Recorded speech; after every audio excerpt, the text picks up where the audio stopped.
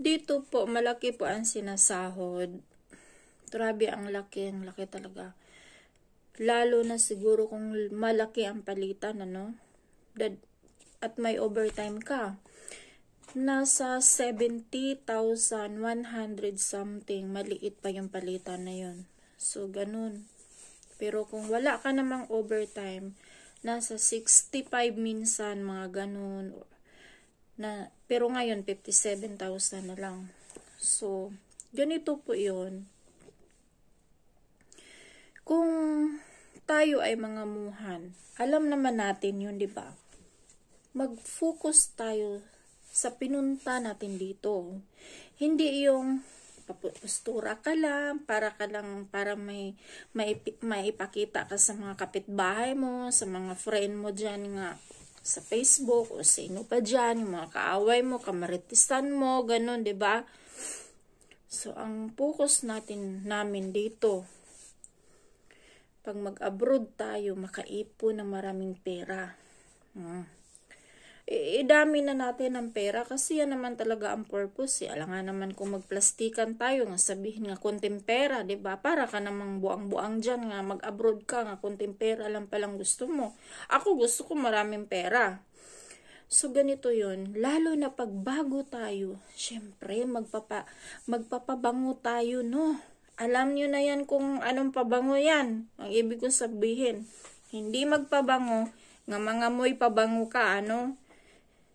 Means nga, ibig sabihin na magpabango tayo, magpapapil tayo. Kahit hindi na natin kaya, kakayanin na lang natin, gagawin natin, kahit lumagpas na tayo sa oras, o diba?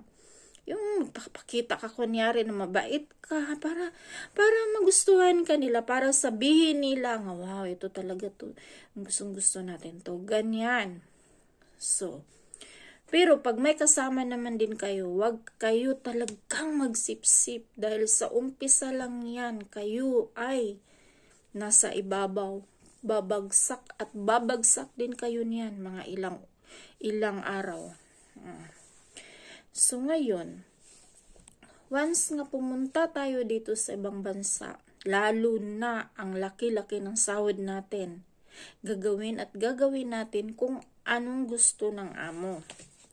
Ngayon, kung sabihin niya 7 to 7 ka, syempre gigising ka ng 6 dahil baka mamaya gusto mong maligo.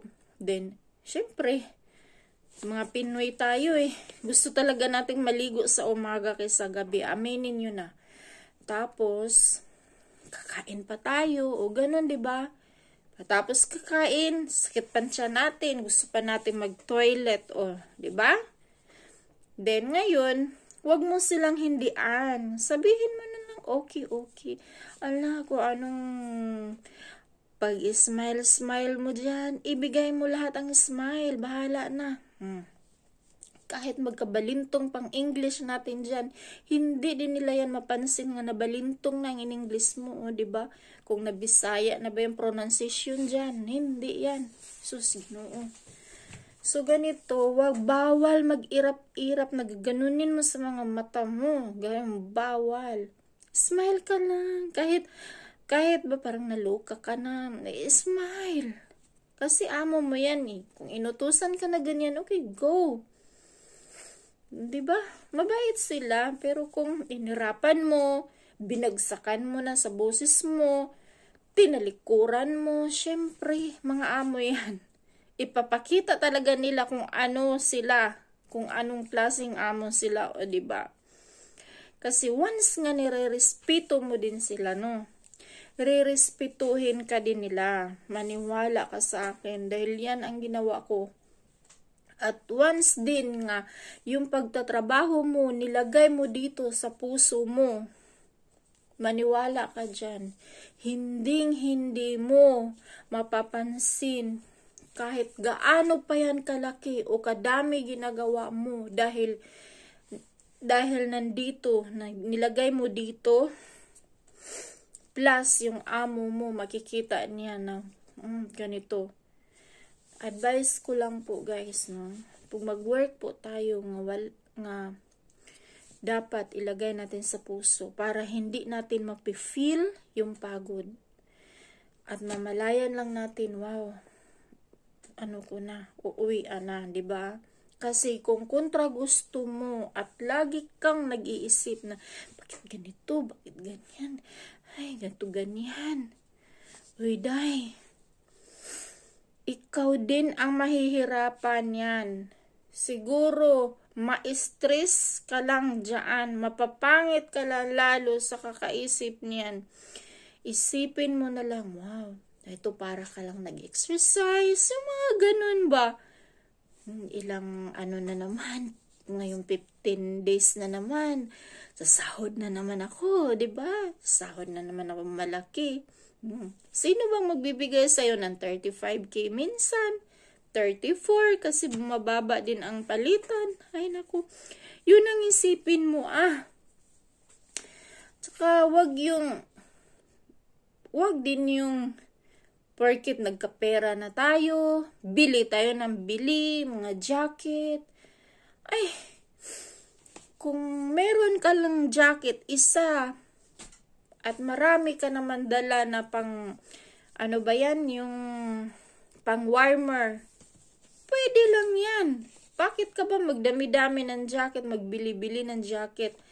Ang importante lang talaga, meron kang jacket, isa, at meron ka ding warmer, at meron kang shoes na pang snow. Dahil ang snow, nakakaslide din pala.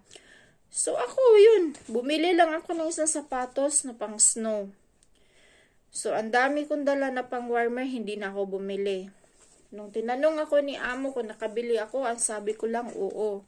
Pero yung jacket, hindi muna. Sabi ko nang ganun kasi mayroon naman mga jacket. Pero warmer, nagbili ako. Pero kahit hindi ako nagbili, dala yan ng galing ng HK. Kaya please guys, isipin nyo na lang yung sahod. Kung kalaki, huwag yung isipin yung trabaho.